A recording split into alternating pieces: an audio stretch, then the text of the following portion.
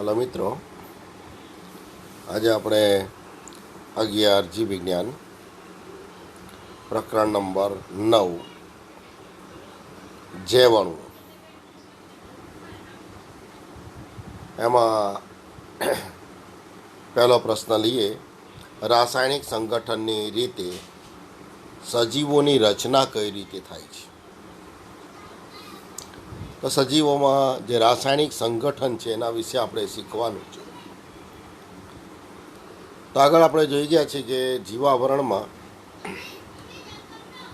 વિવિધ પ્રકારના સજીવો જોવા મળે છે. આ બધા સજીવો એના બાહ્ય લક્ષણો જુદા જુદા જોવા મળે છે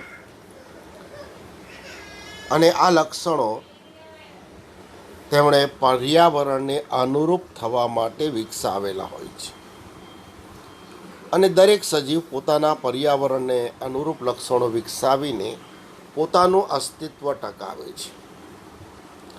તો આ રીતે બધા જ સજીવો બાહ્ય દેખાવની દ્રષ્ટિએ જુદા જુદા દેખાતા હોવા છતાં રાસાયણિક સંગઠનની રીતે જ્યારે આપણે જોઈએ તો આ બધા જ સજીવો એક સમાન પ્રકારના તત્વો ભેગા મળીને બનેલા હોય છે, અથવા તો કહીશું સમાન તત્વના સમાન પ્રકારના રસાયણો ભેગા મળીને બનતા હોય છે. અને એના માટે આપણે કોઈ પણ વનસ્પતિ પેશી, પ્રાણી પેશી કે સૂક્ષ્મ સજીવોનું રાસાયણિક પૃથ્થકરણ કરીએ તો સજીવ પેશીમાં પ્રતિ એકમ માત્રામાં આપણને કાર્બન, હાઇડ્રોજન, ઓક્સિજન અને અન્ય તત્વો જોવા મળે છે. તો આ રીતે કોઈ પણ સજીવ, પછી વનસ્પતિ હોય, પ્રાણી હોય કે સૂક્ષ્મ સજીવ હોય, એનું આપણે રાસાયણિક પૃથ્થકરણ કરીએ તો સજીવ પેશીમાં પ્રતિ એકમ માત્રામાં કાર્બન, હાઇડ્રોજન, ઓક્સિજન અને અન્ય તત્વો બધામાં જોવા મળે છે. તો સજીવોમાં જે તત્વો જોવા મળે છે આ બધા જ તત્વો ભૂમિના પડના નમૂનામાં પણ જોવા મળે છે. એટલે આપણે ભૂમિનું પડ, એનો નમૂનો લઈએ અને એનું પૃથ્થકરણ કરીએ તો સજીવોના રાસાયણિક બંધારણમાં જે તત્વો જોવા મળે છે, જે રસાયણો જોવા મળે છે, એ ભૂમિના પડના નમૂનામાં પણ જોવા મળે છે. પરંતુ કાર્બન અને હાઇડ્રોજનની જે માત્રા છે એ અન્ય તત્વોની સાપેક્ષે સજીવોમાં ભૂપડ કરતાં વધારે હોય છે. એટલે અન્ય તત્વો ભૂમિય પડમાં હોય એના કરતાં સજીવોમાં ઓછી માત્રામાં હોય છે. પણ જ્યારે કાર્બન અને હાઇડ્રોજનની આપણે તુલના કરીએ તો કાર્બન અને હાઇડ્રોજન ભૂમિય પડમાં હોય એના કરતાં સજીવ દેહની અંદર એનું પ્રમાણ વધારે જોવા મળે છે. આવા કેટલાક તત્વો અને એના ઉદાહરણ કોષ્ટકમાં જે આપેલા છે અને આમાંથી કોઈ પણ તત્વનું પ્રમાણ ભૂમિય પડમાં કેટલું હોય છે અને માનવ શરીરમાં કેટલું હોય છે એ MCQમાં પૂછી શકાય છે. તો સૌથી પહેલાં આપણે લઈએ હાઇડ્રોજન. તેનું પ્રમાણ ભૂમિય પડમાં આપણે જોઈ શકીએ 0.14% જ છે, જ્યારે માનવ શરીરમાં એનું પ્રમાણ 0.5% જેટલું છે. એટલે ભૂમિય પડ કરતાં ઘણું વધારે છે. એ જ રીતે આપણે લઈએ કાર્બનની માત્રા. તો ભૂમિય પડમાં કાર્બનનું જે પ્રમાણ છે 0.03% જેટલું છે, જ્યારે માનવ શરીરમાં આપણે જોઈ શકીએ એનું પ્રમાણ 18.5% છે. એ જ રીતે ઓક્સિજન લઈએ આપણે તો ઓક્સિજનનું પ્રમાણ ભૂમિય પડમાં 46.6% જેટલું છે, જ્યારે માનવ દેહમાં આપણે લઈએ તેનું પ્રમાણ લગભગ 65% જેટલું છે. અને એ જ રીતે નાઇટ્રોજન લઈએ આપણે તો ભૂમિય પડમાં નાઇટ્રોજનનું પ્રમાણ ખૂબ જ ઓછું છે. આપણે 10મા ધોરણમાં પણ આવી ગયું છે કે નાઇટ્રોજનનું સૌથી વધુ પ્રમાણ જો જોવા મળતું હોય તે વાતાવરણમાં નાઇટ્રોજનનું પ્રમાણ લગભગ 78% જેટલું છે. કોઈ પણ સજીવ એનો સીધો ઉપયોગ કરી શકતા નથી. માત્ર કેટલાક સૂક્ષ્મ સજીવો એવા છે કે જે વાતાવરણમાંના મુક્ત નાઇટ્રોજનનું શોષણ કરવાની ક્ષમતા ધરાવે છે. અને આ સૂક્ષ્મ સજીવો આગળ પણ આવી ગયા છે. રાઇઝોબિયમ, જે મૂળ ગંડિકામાં જોવા મળે છે, સહજીવી જીવાણુ છે, એઝેટોબેક્ટર, જે જમીનમાં જોવા મળે છે, મુક્તજીવી છે, અને નીલહરિત લીલની પ્રજાતિ, એમાં નોસ્ટોક અને એનાબીના. તો આ જે સૂક્ષ્મ સજીવો છે વાતાવરણમાંના મુક્ત નાઇટ્રોજનનું શોષણ કરીને તેને નાઇટ્રોજનના ક્ષારોમાં ફેરવે છે અને આ નાઇટ્રોજનના ક્ષારો ભૂમિમાં ઉમેરાય છે. બાકી ભૂમિમાં નાઇટ્રોજનનું પ્રમાણ ખૂબ જ ઓછું છે અને આ નાઇટ્રોજનના ક્ષારો એનો ઉપયોગ સિમ્બિકુળની વનસ્પતિઓ કરે છે, એવું 10મામાં પણ આવી ગયું છે. તો આ રીતે નાઇટ્રોજન જે ભૂમિમાં એનું પ્રમાણ ખૂબ ઓછું છે, જ્યારે માનવ દેહમાં એનું જે પ્રમાણ છે એ લગભગ 3.3% જેટલું છે. એ જ રીતે અન્ય એક તત્વ છે સલ્ફર.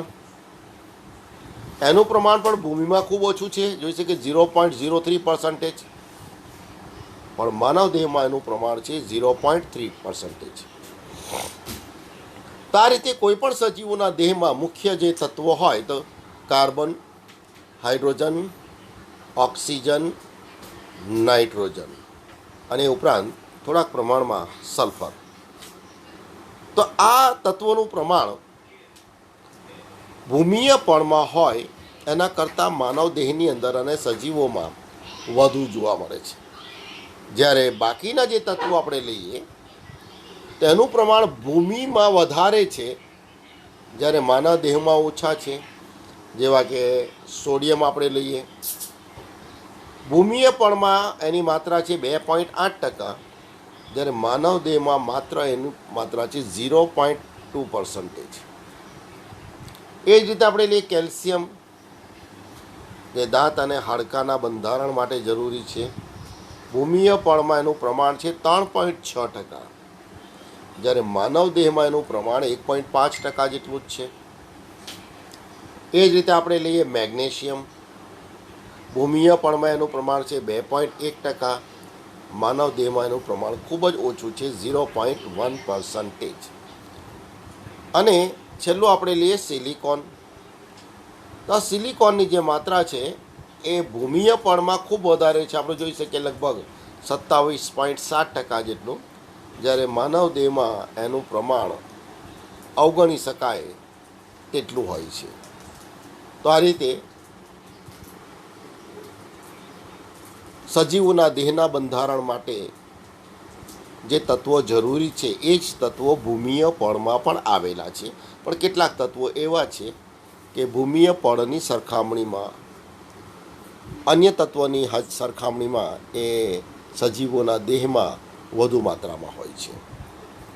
હવે આ રીતે આપણે જોઈએ તો સજીવોના દેહની અંદર વિવિધ રાસાયણિક ઘટકો આવેલા છે, વિવિધ તત્વો આવેલા છે. તો અહીંયા બીજો પ્રશ્ન છે, મહત્વનો પ્રશ્ન છે કે રાસાયણિક ઘટકો એનું પૃથ્થકરણ કઈ રીતે કરી શકાય. રાસાયણિક ઘટકોનું પૃથ્થકરણ કઈ રીતે કરી શકાય. આ પ્રશ્ન 3 માર્કમાં અથવા 4 માર્કમાં પૂછાય છે. 3 અથવા 4 માર્કમાં પૂછાતો પ્રશ્ન છે. તો રાસાયણિક ઘટકો એનું પૃથ્થકરણ કરવા માટે આપણે જોઈએ તો સૌથી પહેલાં આપણે જોઈએ કે સજીવોમાં જે કાર્બનિક ઘટકોનું જે સ્વરૂપ સમજવા માટે એનું રાસાયણિક પૃથ્થકરણ કરવું પડે. તો સૌપ્રથમ પૃથ્થકરણ કરવા માટે જીવંત સજીવ પેશી એના ટુકડા લેવા પડે અને આ જીવંત પેશીના ટુકડા તરીકે આપણે કોઈ પણ શાકભાજી પણ લઈ શકીએ અથવા સજીવના દેહના કોઈ અંગો જેવા કે યકૃતનો નાનો ટુકડો કે એવા બીજા કોઈ અંગ પણ લઈ શકીએ. હવે આ ટુકડાને એની અંદર trichloro acetic acid Cl3CCOOH Cl3CCOOH trichloro acetic acid એમાં ઉમેરીને ખલદસ્તાની અંદર બંનેનું મિશ્રણ બનાવીને એને વાટી લેવામાં આવે છે. તો આ રીતે સજીવના દેહ અથવા વનસ્પતિનો દેહના કોઈ ભાગો એને ટ્રાયક્લોરો એસિટિક એસિડ સાથે ખલદસ્તાની અંદર વાટતા ખલદસ્તામાં આપણે જાડી લુગદી જેવો પદાર્થ મળે છે, જેને આપણે સ્લરી કહીશું અંગ્રેજીમાં. જાડી લુગદી જેવો પદાર્થ સ્લરી મળે છે.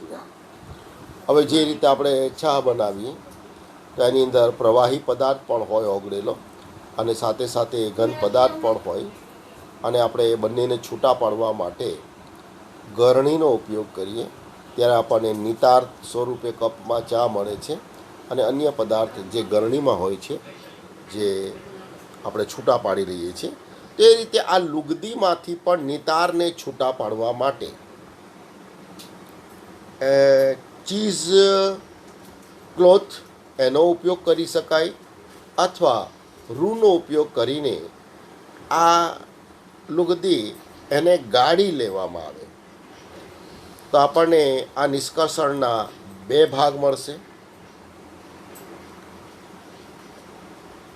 એક ભાગ જે ગળાઈને બહાર આવે છે તેને આપણે કહીશું ગાળણ કહીશું, અથવા એ ભાગ છે એસિડ દ્રાવ્ય છે. તો એસિડમાં જે વસ્તુ એમાં દ્રાવ્ય હશે એ વસ્તુ ગળાઈને આપણને પ્રાપ્ત થશે, એને આપણે ગાળણ કહીશું અથવા આપણે એસિડ દ્રાવ્ય ગાળણ કહીશું આપણે. અને બીજો ભાગ જે એસિડમાં દ્રાવ્ય નથી, એ ગળાઈ શકતો નથી, તેને આપણે કહીશું એસિડ અદ્રાવ્ય ભાગ. તો આ રીતે ટ્રાયક્લોરો એસિટિક એસિડ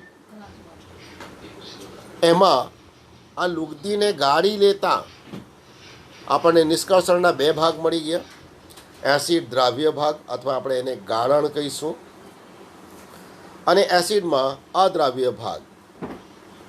બે વસ્તુ મળે છે આપણે. તો હવે વૈજ્ઞાનિકોએ એસિડ દ્રાવ્ય જે ભાગ છે એનું પૃથક્કરણ કર્યું. તો જે ભાગ એસિડ દ્રાવ્ય હોય તેનું પૃથક્કરણ કરતાં વૈજ્ઞાનિકોને તેમાં હજારો પ્રકારના કાર્બનિક પદાર્થની હાજરી જોવા મળી. કયા ભાગમાં? એસિડ દ્રાવ્ય ભાગ અથવા આપણે એને જે ગાળણ કહીશું, પ્રવાહી જે ગાળણ મળે છે એમાં હજારો કાર્બનિક પદાર્થની હાજરી જોવા મળી. હવે આ હજારો કાર્બનિક પદાર્થ છે આ નિતારણમાં જે જોવા મળે છે એમાં જે વિશિષ્ટ રસાયણોને તેમાં જોવા મળતા અન્ય રસાયણોથી અલગ કરવા પડે, અને વિશિષ્ટ રસાયણોને અન્ય રસાયણથી અલગ કરવા માટે વૈજ્ઞાનિકો જુદી જુદી પદ્ધતિઓનો ઉપયોગ કરે છે, જ્યાં સુધી આ સંયોજનો શુદ્ધ સ્વરૂપમાં ન મળે ત્યાં સુધી એનું વિશ્લેષણ કરી શકાય નહીં. હવે શુદ્ધ સ્વરૂપે આ સંયોજનો પ્રાપ્ત થયા બાદ વિશ્લેષણાત્મક પદ્ધતિનો પ્રયોગ કરીને આ સંયોજનોના અણુસૂત્ર, એની સંભવિત રચના માટેની જાણકારી એમાંથી મેળવી શકાય. તો આ રીતે નિતારની અંદર જે વિવિધ પ્રકારના કાર્બનિક સંયોજનો મળે છે એ બધા કાર્બનિક સંયોજનોને વિવિધ પદ્ધતિઓનો ઉપયોગ કરીને એકબીજાથી છૂટા પાડીને પછી એના અણુસૂત્ર, સંભવિત રચના, એની જાણકારી મેળવવામાં આવે છે.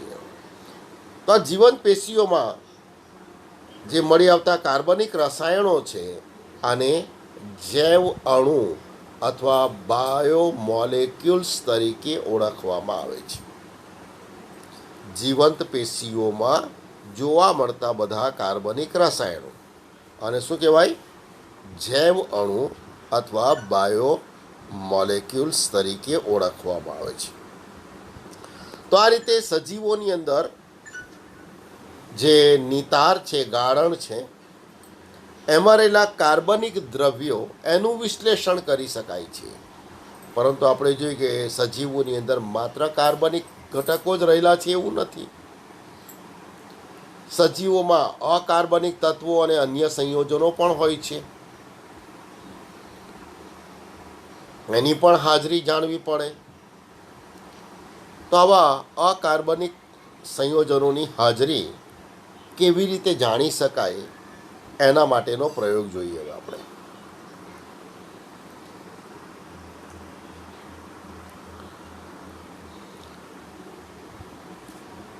તો જીવંત પેશીની અંદર કાર્બનિક પદાર્થોની હાજરી માટે આપણે જોઈ ગયા છે.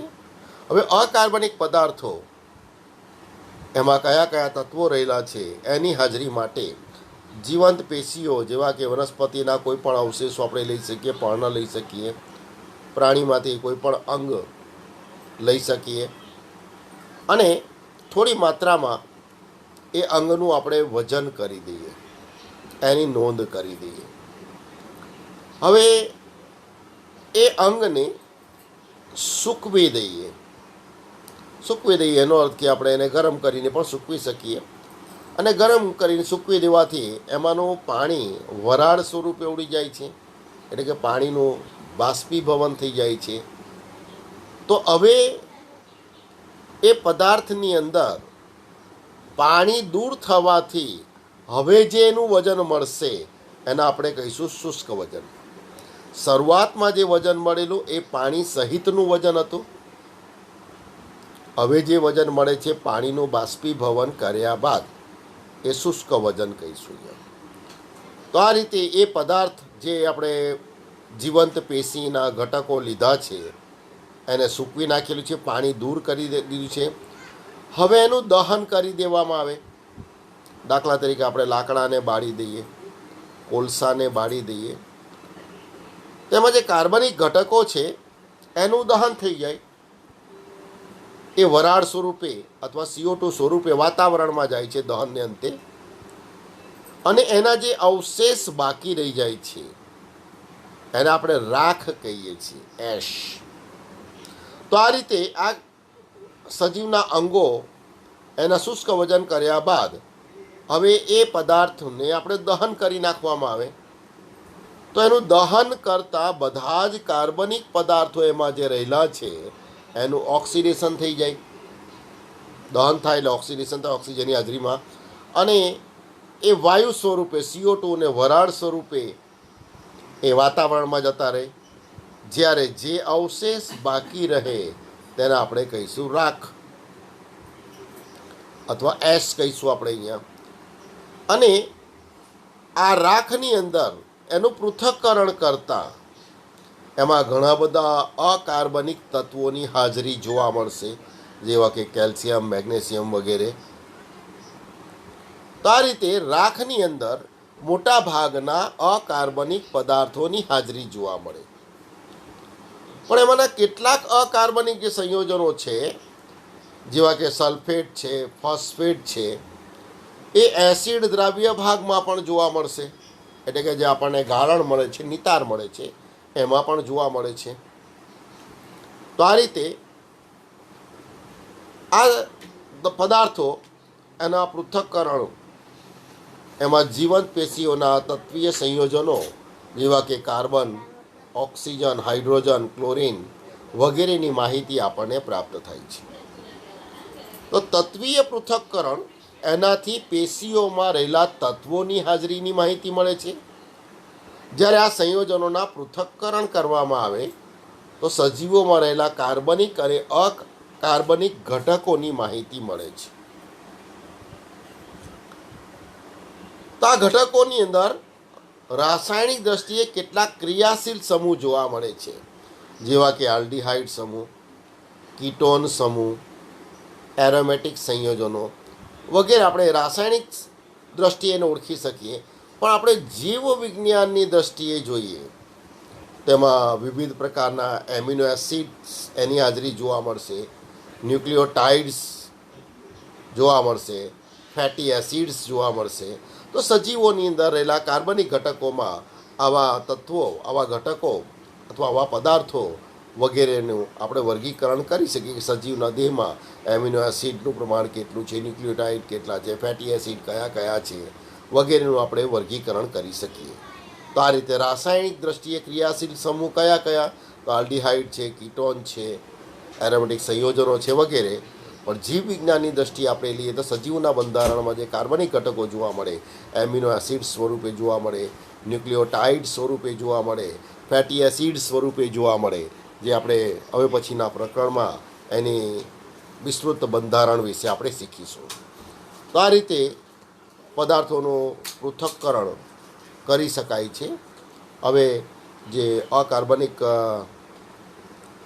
તત્વો મળે છે એની કેટલીક સંજ્ઞા આપવામાં આવી છે અહીંયા.